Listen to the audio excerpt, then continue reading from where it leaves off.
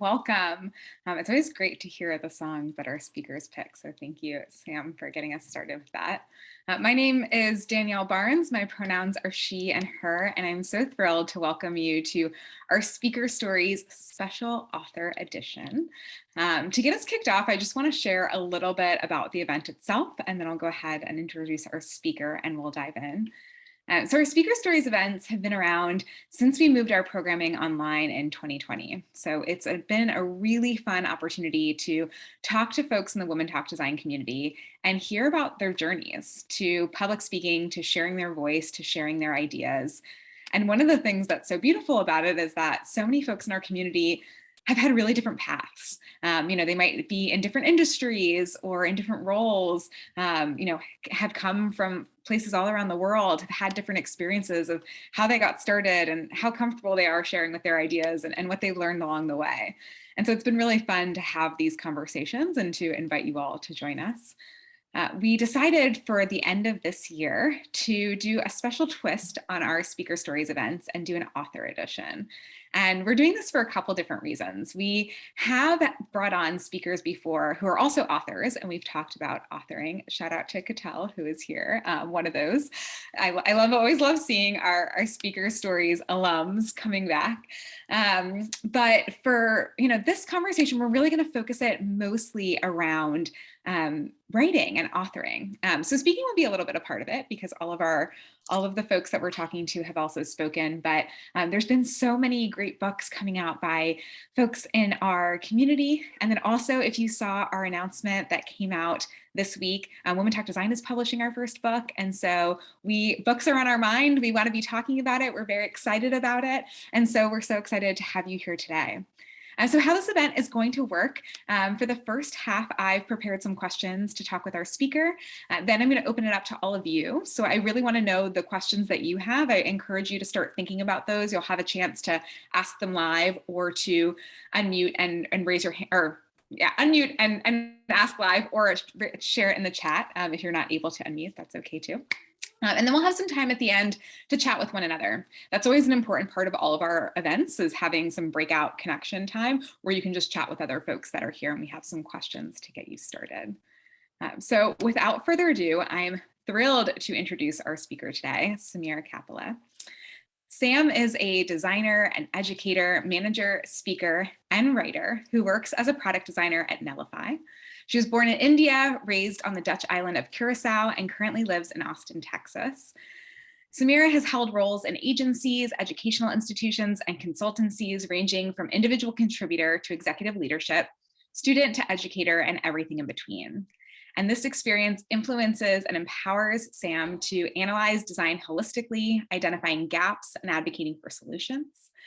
Sam has given talks at South by Southwest, Creative Mornings, Clarity, and other conferences around the world. And we are talking to her today because she's also a first-time author of the book Inclusive Design Communities that she published with A Book Apart and came out this year. We're so excited to hear from Sameera. Please join me in welcoming her.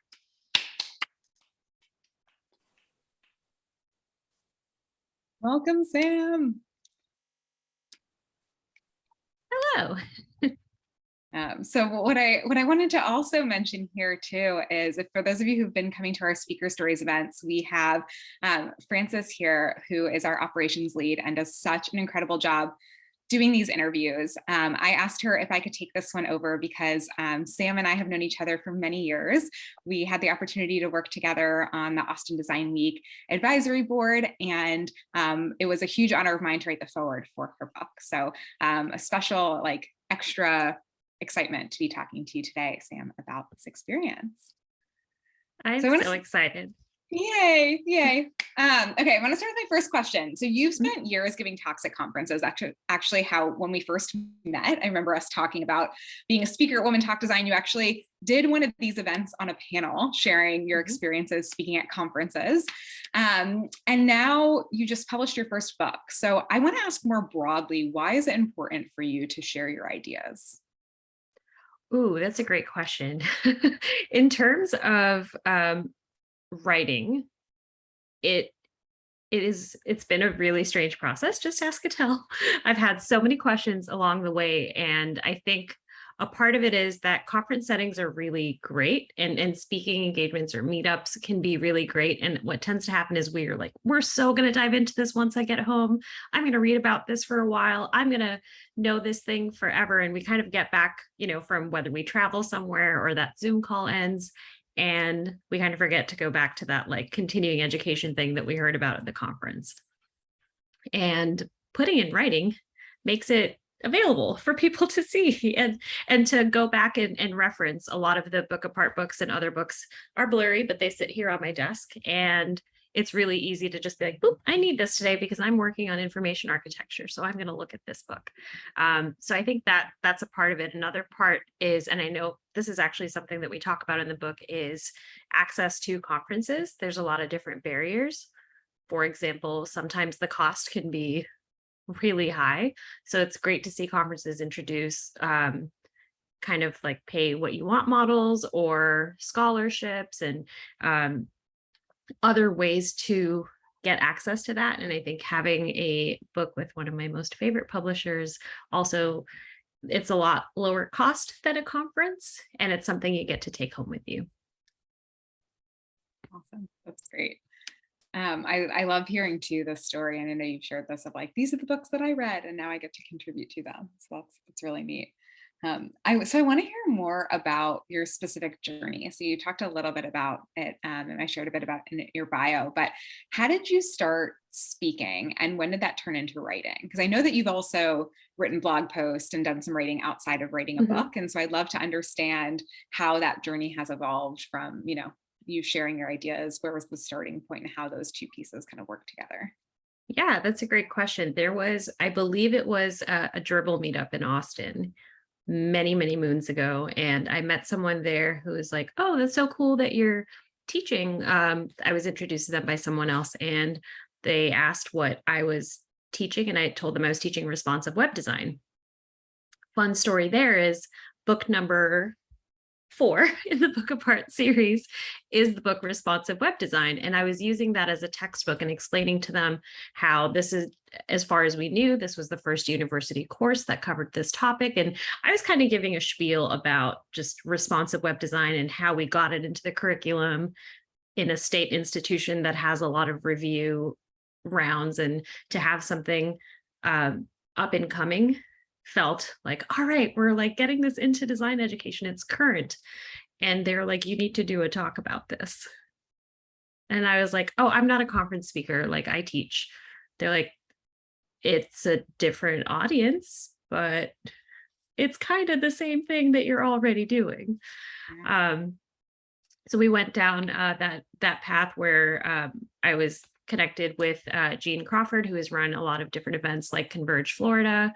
Unmatched Style was the writing arm that they had. And he was just like, I'm going to help you out. Do a talk. The floor is yours. And I definitely freaked out. I had actually reached out to a few other speakers I really admired and said, do you have any advice? And got very long emails back, but all of them also said, just breathe. Remember to breathe, which I should remember to do now so I don't ramble through this entire thing. That's kind of how it started. The change into writing was partially like I'm feeling like I'm having these conversations at conferences, but getting that in writing so I have something to reference. There's another author named Jeremy Keith who talks about blog posts and how your blog is really your personal site. It's your journal. It like writing for yourself is the most important part. And if it happens to benefit someone else, great. But just writing down your process and the things that you're doing there. So it started there. And it's really hard.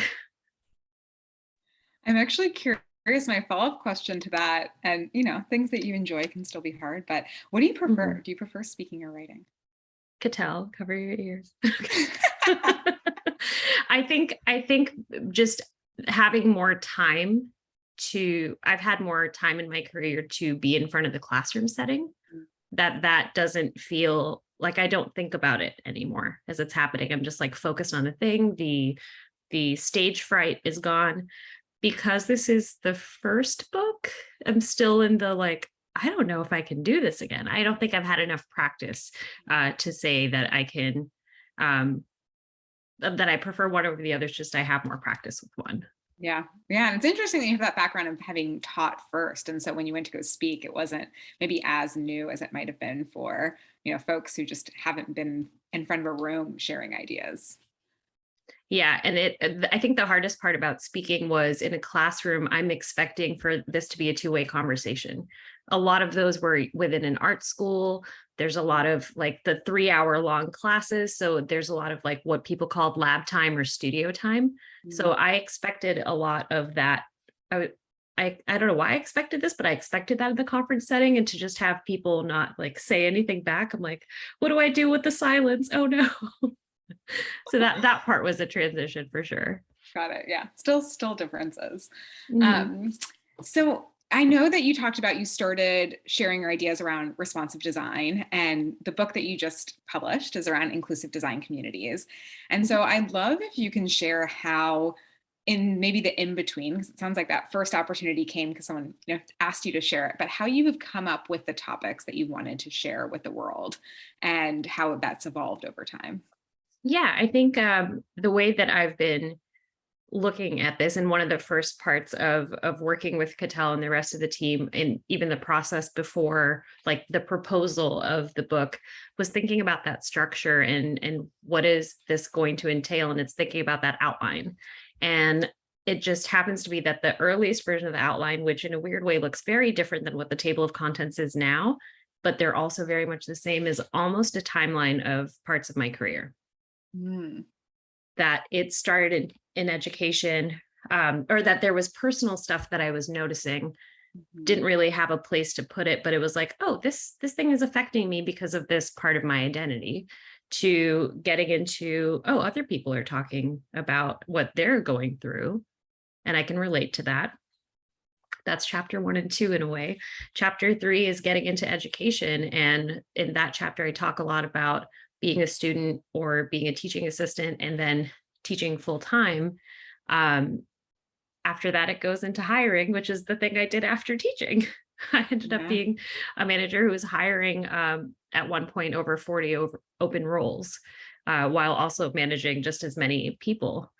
um, at that point, I was also noticing burnout in the industry. So there was a lot of conversations about retention and how do we make things better, and just having the benefit of, hey, we have kegs at our office or we have ping pong, that there's actually something else that we need to talk about that's more concrete and beneficial to people. There's that chapter. Then there was the getting into the conferences and speaking side. And that's the last chapter. So it's sort of kind of tells that story in between that first speaking opportunity and this book coming out. It's the timeline in between in a way. Yeah. Had you spoken about any of those topics or written about them previously? Or was it really when you sat down to write this book, it was kind of like, oh, all of this came together? Or was it instead you starting to explore those topics in It was, external form before then? yeah, I think I was starting to explore them in external form. I think Creative Mornings was a good example. Mm. Creative Mornings is a usually early morning monthly meetup that happens around the world. It's meant to be like, it starts a little bit earlier than you would go to work so that you can have that inspiration in the morning. In Austin, they do breakfast tacos and coffee, and then you kind of go on your way to your work and you're more inspired entering that workday. And so the theme that month was equality. And so at that point, I was already starting to piece together, oh, we're all waiting for systems to change, but here's stuff we can do. And if we all took one task or all did the little things together, then we're going to like push that barrier away. Mm. And that's kind of where it started, was talking about it in that lens. With the code school that I was at when I was in that hiring manager position, there was a lot of conversations with not only the instructors, but the students about this sort of stuff and what that means to enter the tech world when you're a career changer, and that there's barriers of entry there too. Mm. So it was always sort of happening in other places, but I never wrote it down. Yeah. Yeah. Well, let's talk about this. How did you tell us the story about you deciding to write a book? Well, I'm obsessed with a book of art.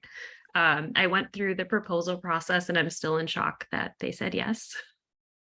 There is a lot of work, I think, that goes into different publishing processes. And I've asked Cattell 1,000 of those questions, even as most recently as yesterday, of like, how do ISBN work? Like, is that a thing? Apparently, there's a formula to how those numbers come together. There's pricing stuff. There's like what country and language it's coming from, whole wealth of stuff. So there was a lot of asking questions because this is an industry that I consume from, but know nothing of the work that it takes to get there. There was a lot of reading of books, like what is that book called? There's Bird by Bird, which I'm forgetting the author's name for, which is about writing. And then there was one after the book deal that kind of just explained the big thing.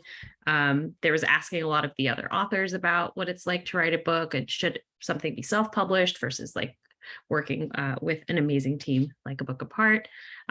Even during the book writing process, when Cattell's book, So You Should Write a Book, was coming out, I was like, I need to read this and make sure, like, am I on track? Yeah. Yeah. Also, I just messed up the name because I'm like nervous on cameras. You Should Write a Book. Sorry, Cattell. It's okay. We'll send it out in the follow-up so that everyone will have access to it too. Cool. It's a good book. And so I'm curious, did you always know you wanted to read a book? Was there like a moment when you were like, yes, like this is what I want to do? Was it like other people nudging you? Was it really internal? Like, I'm curious that aspect of it. I think there was nudging. I with writing feel very self-conscious all the time. On social media, I am full of typos. I think I've been told this by one of the editors, and I think it's 100% true because my second grade teacher will agree that my brain is going faster than my hand writing or my hand typing. And so that's always been something I've been like, haven't been able to get them to the same speed. And so this process has taught me to embrace that. But up till starting this process, I was kind of convinced that it wasn't a thing for me. Like, it wasn't a thing that I would be able to do because of some of those imposter syndrome related things. I just didn't think I would fit in. And then there were some wonderful people nudging me, and here we are. Yeah, you did it. That's awesome. Not awesome that you felt that way, but awesome that you got past it and did it anyway. I'd love to hear about your process for writing, and I'm curious if it's similar or different in how you've approached your talks. I know I said we were mostly talking about writing, but I'm curious because you've done so much speaking too of those comparisons. Yeah, I think that it changed from topic to topic how I wrote. And initially I was trying to be very, well, type the things out and put them in the order, and you start at the introduction and you'll get to the end kind of thing. And that's something I think I also did in college and in high school. And that it was glaring pretty quickly when I started writing that's not going to work. So what I ended up doing was, for the things that felt like I had them in order, something that was very step by step of, this is the process. Okay, we're now in this stage. Okay, we're now in this stage. A good example of that is when I talk about a lot of the hiring stuff, felt like I could easily work in that chronological order. The education area felt like that. There were other areas where I needed to have lots of post-it notes that I was moving around and saying, like, does this make sense before this? And for me, we were writing in Word, but I didn't want to come up with a concept there. So a lot of times when I was adding something new, it was brought over from Notion, which I just like personally use a lot, and had also a lot of my links stored in there. So it was just easy to reference. And when it felt more loose, I would hang out in Notion until I felt like it was ready to move to Word. Once we started getting each of the manuscript rounds going, then I kind of stayed in there. But in that kind of concept building part, I found out I needed to, for lack of a better metaphor, cook in a different way. Like the like cooking things in order, following the recipe worked for some stuff, but for other areas, I just needed to throw everything into the Instapot.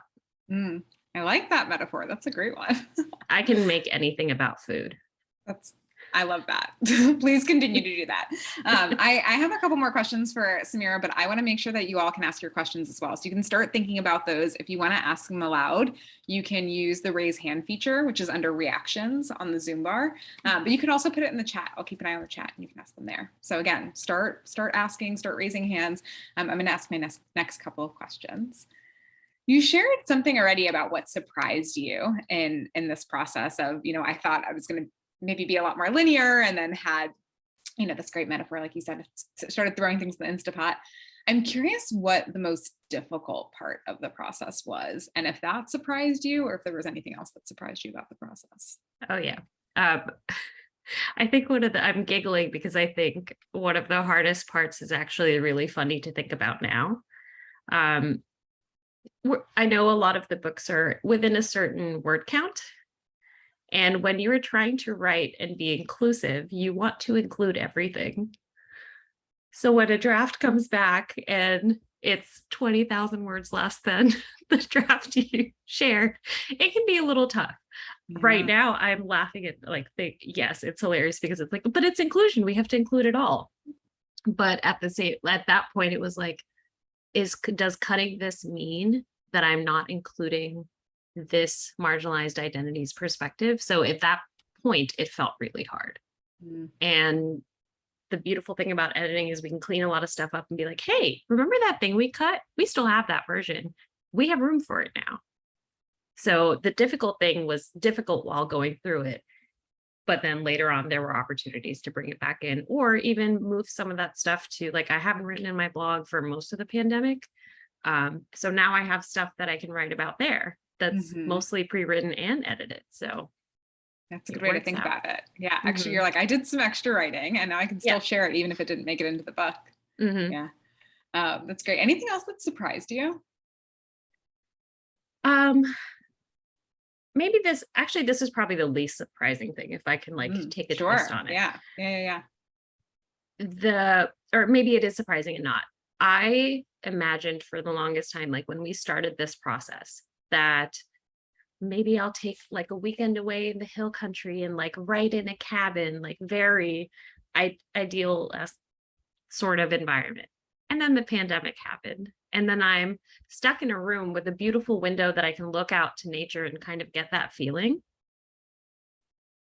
But what's probably surprised me the most is, like, I thought it would be this idyllic thing, and it was actually to write about community and not have access to community was really hard. And it took a toll on me in the writing process because I felt like I'm writing about people, but I can't be with them. Yeah. So I think that I was surprised that perfect little, like, Hemingway sort of plot line didn't work out. Yeah, wasn't for you. I'm curious, were there ways that you were able to reach out or connect with your community for support in this process, even during such a tough, isolating time? Yeah, there were lots of Zoom calls. There's also a colleague of mine that was working with a few other people who tend to write on the web a lot, that have a monthly draft club. And what we do in there is that it's typically on Saturdays. We start the 4-hour block with a 30-minute, here's what I'm going to work today, a little bit of banter, and then we go our separate ways, unless we need to like ask a question to the group, because we have a little Slack channel for that.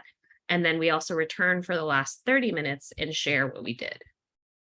And so having that I think started about a year ago. And that for me is when I really felt the pace of the book change versus me feeling really sluggish up to that point. Yeah, that's great that you were able to find the people that you needed, right, to help you move forward in this. Yeah, it's that, like, we're all working on different things, but we're kind of in solidarity with each other, or just there together. It really helped. Yeah. You've shared before about books that you read that were helpful for you, or resources you looked into. I'm curious what other writers have inspired you, either leading up to, even before writing a book, or throughout this process. Oh my gosh, so many. I also like to look at things outside of books. So if it's okay, I'd love to share. Sure. Not writers. There's one writer is Cleo Wade. She's actually a poet.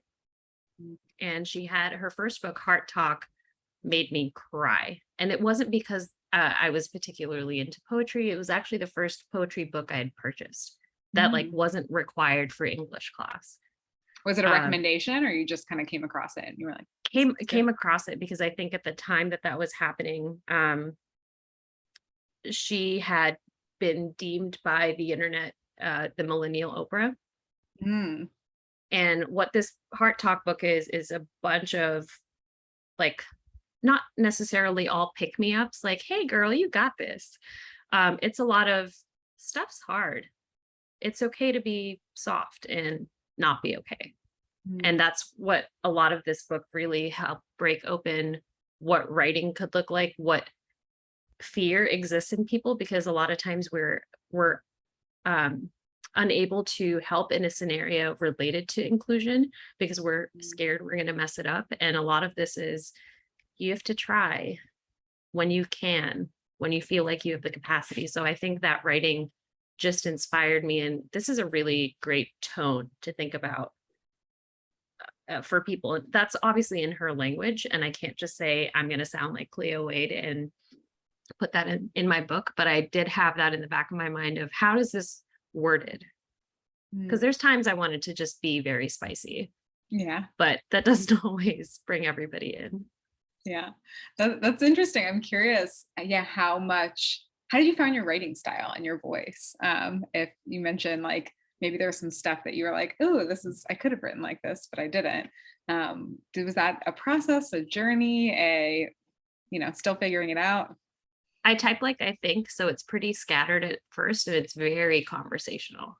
And I think that's good in a way because I'm not trying to make it overly academic or Mm. like you need to know this term. I'm actually trying to break down that barrier. So I think my writing sounds like my speaking. It's just the whole that was my typing was just not as quick as my speaking Yeah. Yeah. part. But yeah, I think Cleo Wade is a great example of that. I've also really loved hearing Dan Mall speak. He was one of the people I asked for advice when he spoke. Um, there's oh my gosh, there's just too many writers to list. But I think there's a few podcasts that I also listen to, and of course, all the names are just going out of my head right now. It I happens. can share them with you after if you want to share that with the group. Of that I just liked hearing Yeah. in general. What I liked about listening to podcasts was I feel like I'm in the conversation or at least listening to people Mm. speak, and that got my wheels turning. I Mm. can't listen to a podcast while I'm writing drafts, but Mm. if I was making that cup of coffee before starting like a 3 hour heads down draft round, the best thing for me wasn't to read something else. It was to hear a podcast because then I'm like, okay, we're conversing. Now I can get into writing. Yeah, that's such an interesting thing. I'm so glad you brought that up of like the rituals before you Mhm. actually start, because I asked a lot about your process for while you were actually writing, and that's not something that I thought of. Is like, what are you doing? We talk about this in speaking, like your Mm. pre-speaking rituals, and this is your pre-writing rituals. Oh, there's I think a lot of those that I had to build because of Yeah. the whole pandemic of it all. Mm, yeah. I'm curious too how you knew like when it was time to stop in a day. So like if you were sitting down and writing and did you like set a goal for how much you were going to write in a given time, or was it more kind of whenever you could? Did you have like some signs of like keep going, stop? Mhm. I think for a little bit I thought I would write like, oh, over lunchtime because I usually try to keep lunchtime like pay bills. Like that's my way of stepping away and having lunch is still sitting at my computer and paying bills. But it was too much of a context switch to go from I'm working to now I'm having lunch that I just like heated in the microwave and um switch context into something that Mm. can be heavy in some areas and then just go back to work like ready to tackle the rest of the day. So on my calendar, there were nights that were blocked off. And sometimes it was Monday, Wednesday, Friday, what I noticed was having multiple days in a row was really bad because then stuff around the house was not good. And then Mm. it's hard to write when stuff around the house is not good. Or it can also be a welcome distraction of, well, I can't write right now. I need to do laundry. I guess while I'm folding the laundry, I'll put on Hulu and see like what I haven't watched yet. So Mm. there's just multiple snowball effects with all of that. So I think that having the like Monday, Wednesday, Friday was generally pretty good for me, unless there was a RuPaul's Drag Race season. Then Fridays moved to Saturdays. But a lot of the weekends was really where I got a lot of that done. But to be completely honest, there wasn't like scheduling, I'm stopping at this moment, except in two scenarios. One is I know my sleep schedules and I have Mm, sleep issues. So if I don't turn away from a computer screen and that thinking state for a while, I still need the same decompression time. So if I stop at 8, I can fall asleep by 11:30. If I stop at 11:30, there's no way I'll be asleep before 3. I mm, don't know if I did that math consistently, but that kind of yeah. my body is still going to need that same amount of time to decompress at the end of the day. Um, so that was something to be mindful of. The other thing was I adopted a um, Great Pyrenees poodle 3 weeks before the pandemic, not fully aware that we were about to enter that state. And so to have a pretty much newborn puppy and a newborn-ish book kind of happening at the same time, um, she really set the schedule for the first year. Mm, And then it was really more of last summer that we started to get in the groove of she's like, oh, you're doing that thing? Cool, I'm gonna nap. mm, yeah. So now we're like in a good groove Yeah. on this sort of thing. But she really was dictating a lot of that. Yes, as a fellow puppy and owner, I understand that. All right, folks, I'm going to pause on my questions. I have a couple more for Sam, but I want to hear from you. So I'm gonna give you the floor. I would love to see you use the raise hand feature. If you can't figure it out, just unmute. It's okay. We're a small enough group. Or write in the chat. But I'm sure some of you have questions for Sam that brought you here. Questions about writing or books. Feel free to ask them.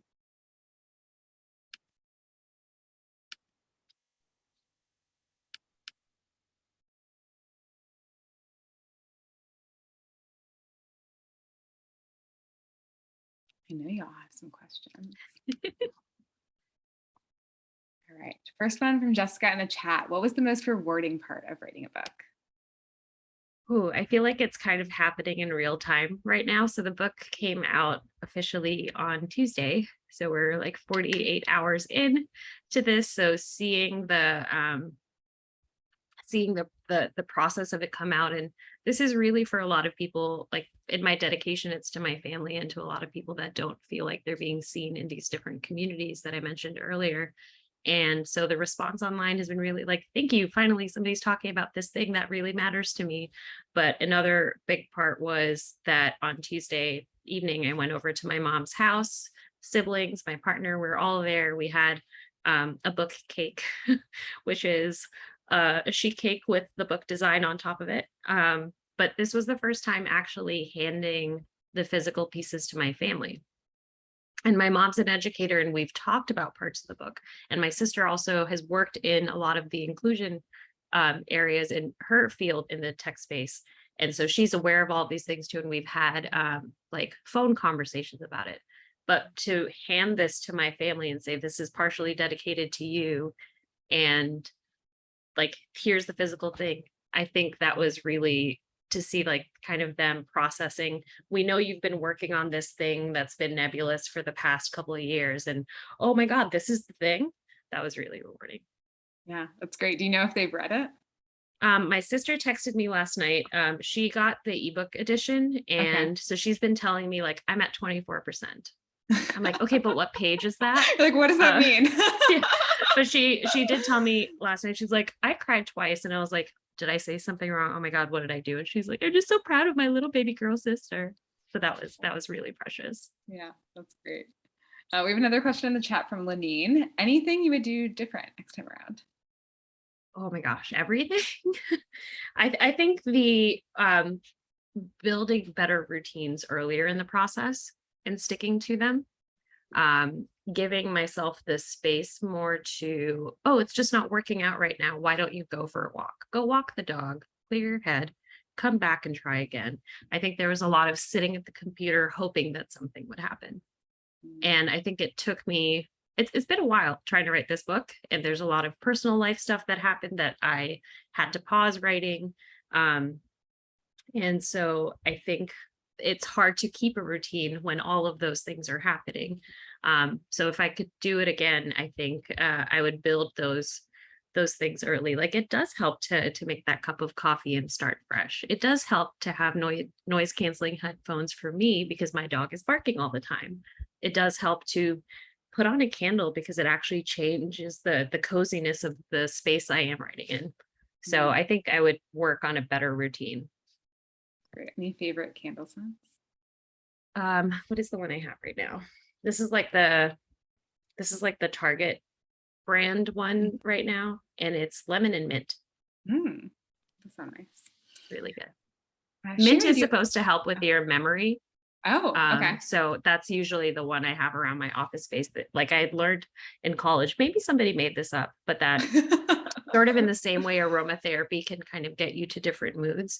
Apparently peppermint is related to because it's such a strong scent, it I guess makes your memory recall certain things. So chewing gum while you're studying and also chewing gum Mm, while you take the test is supposed to be a thing.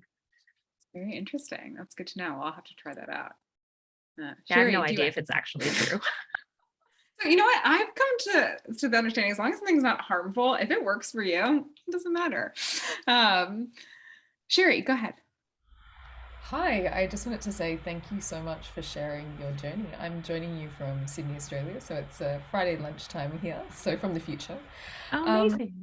I've really loved hearing about everything, and my book is on order, so I don't have it yet. But I'd love to hear about, in all of your research on inclusivity, if there was anything in particular that maybe surprised you along the way. So I know that, often we have kind of broad knowledge, but once you start to immerse yourself in a topic like inclusivity, there's so many things that you uncover. Oh my gosh, my memory is so gone that I was telling Cattell the other day that I'm like everything is in the book and I don't even remember what I wrote. So I've already put my book on my desk to be like, did I put this in there? Huh. Yay, past me. You did include that. So I'm trying to think of there's definitely stuff in there. I wish I could recall what it was. I'm so sorry. That's like a non-answer. I think some of the interesting things in design education, I felt like there's a lot of Eurocentric and America specific conversations around design, and I was just surprised by having to dive deep just how little is published about graphic design around the world, but also pleasantly surprised to see that other people are aware of that and are doing that in those individual countries and locations. And that's to me, I think that speaks to if everybody just does that speaking up in their own area, suddenly there's a chorus that is saying, hey, we're here too. Thank you. Yeah, that's a great That's a answer. great Great question question. too. Yeah, thanks, Sherry. We have a question in the chat from SJ. Y'all, these are great. So thank you so much for your thoughtful questions. Any tips on facing imposter syndrome and unlocking the greatness one has inside? I feel like we hold ourselves back a lot. I think every time I think I'm over imposter syndrome, it's like, haha, new scenario, try again. And so I think one part I think that I'm just being more accepting of is like, oh, it's a part of the process Mm, and like kind of letting it be there. What I'm trying to do, sometimes successfully, not always successfully, is to time box it and when it happens. Um, I think a way that I've been trying to relate to this to, of that saying, like, put on your thinking cap, it relates to something that I think he's a writer, Edward de Bono, and he has the six thinking hats. There's one for judgment, there's one for analysis, there's one for questioning things. And what I'm trying to do more is say, when I'm in the place that I'm reviewing something, and I'm looking for my self critique or review of it, that's a good time to put on the imposter syndrome hat because that can play into getting maybe some sort of feedback for myself or review that I want. What I don't want to do is in that starting and staring at the blank screen, I don't want to wear the hat that time because it's not the time for that hat to be worn. So I'm trying to remember that metaphor. It doesn't always work. Even just this week with it now being out there, like people can read this thing that I've like hidden and protected for so long that imposter syndrome's back. Like I'll just have one typo on Twitter and I'll be like, who allowed me to write anything? Like it just comes up. So I think trying to find ways to like allow it to exist there, but then also say, you can be in this room, but you have to follow this room's like conduct. You're sitting in that mm, corner and I will call upon you when I'm ready. I think that helps. I think another part, and this is something I've shared with a lot of friends and coworkers and even students, is a lot of people don't ask questions. I am not afraid to ask Patel questions. Like I mentioned earlier, I asked 1,000. And I think it's important to ask questions because chances are, and especially in a public setting, in person or something like a work Slack, I don't think there are silly questions. There's questions that haven't been asked by other people who have the exact same question as you do. So what you're doing by asking that question is actually helping other people out too.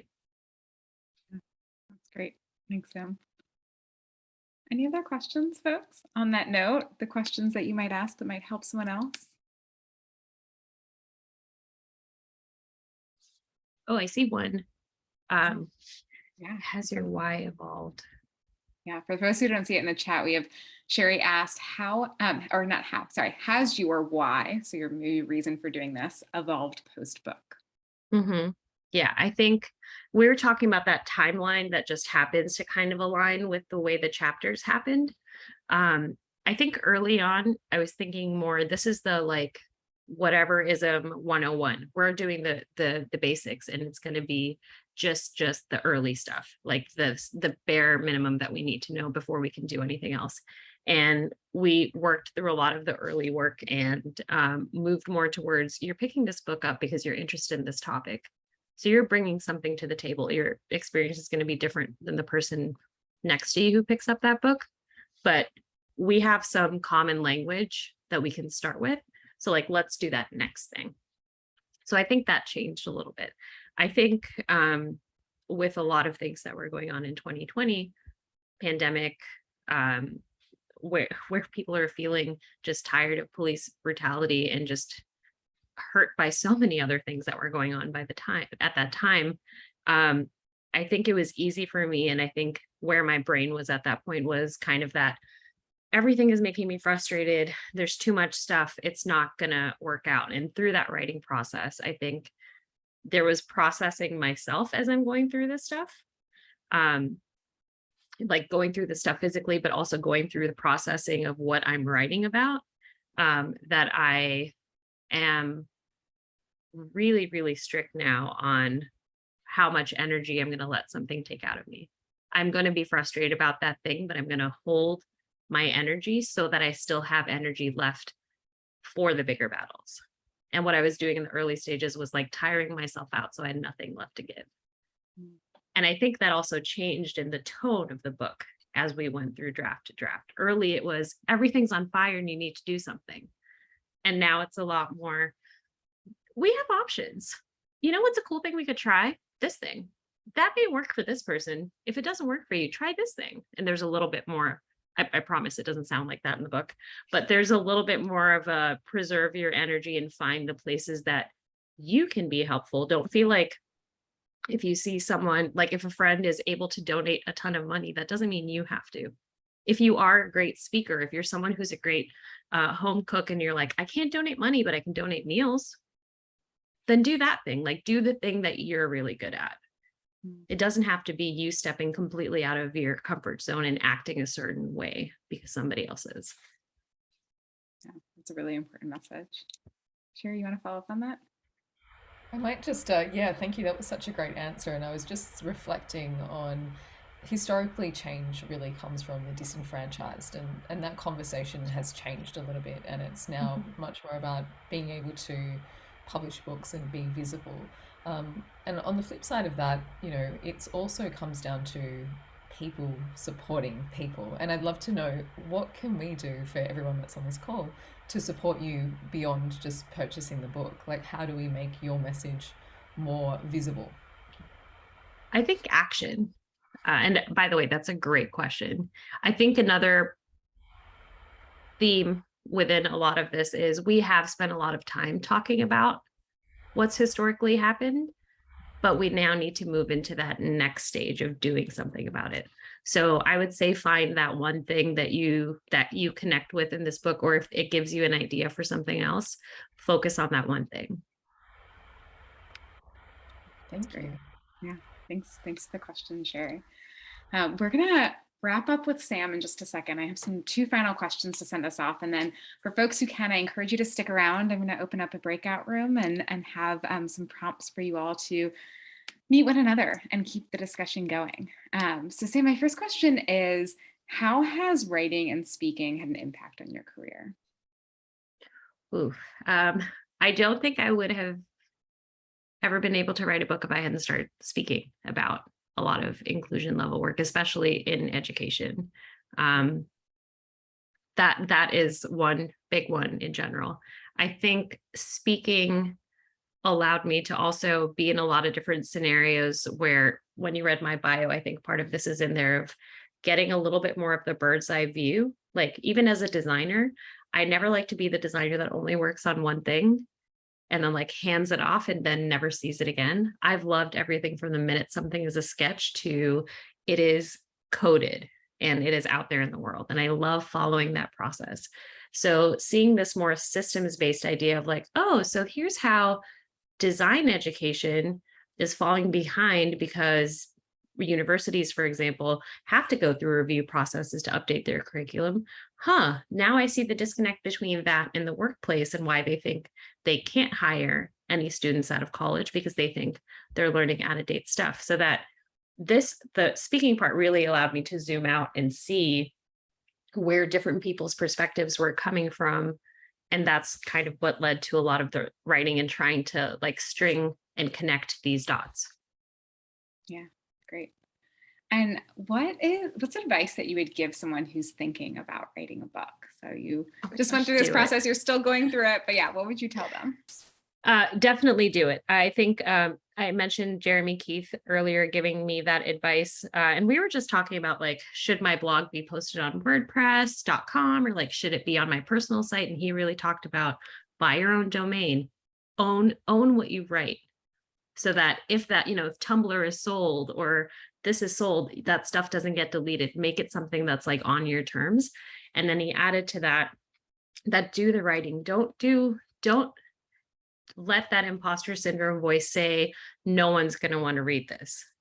Tell that imposter syndrome to sit back down in the corner and actually reframe that as, well, I want to write about this. So similar to what we just talked about with asking questions, chances are if I write about this, it could help someone else. If it doesn't, that's fine too. It's for me to process and for my record keeping. And I'm just going to write it. If someone comes across it, great.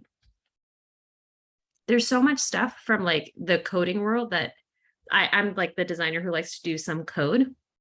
Half of the stuff that I know I wouldn't have found on like the biggest tech blogs. They're all on personal sites where someone said, I am tinkering with this tool today and I'm struggling with it. And then I finally figured it out. So I'm going to put it down here, and they put their little code snippets. They have screenshots of their work. And I'm like literally following that on my website. Like, okay, do this. How do I make this error go away? It's the putting it out there for yourself actually just benefits people. So write for yourself, write the book you want for yourself, because that's what this was. Yeah, I love that. Thank you so much, Sam. Can you all please join me in giving her a round of applause? Thank you. Thank you everyone for the good questions and for being here today and being part of this. I'm going to drop some questions in the chat. We're going to open up some breakout rooms. So we're going to hang out there for the next 7 minutes until this is over. You don't have to ask each other those questions. The goal is just to have a conversation, reflect on what you heard today. If there's something that Sam shared that resonated, I encourage you to chat about that. And we'll come back together just at the end to say goodbye. So thank you again, Sam, so much for being here and for sharing your experience. We're so excited that you wrote this book. And I know a lot of people are really excited to hear it. Thank you. It's really exciting to be here. Yeah.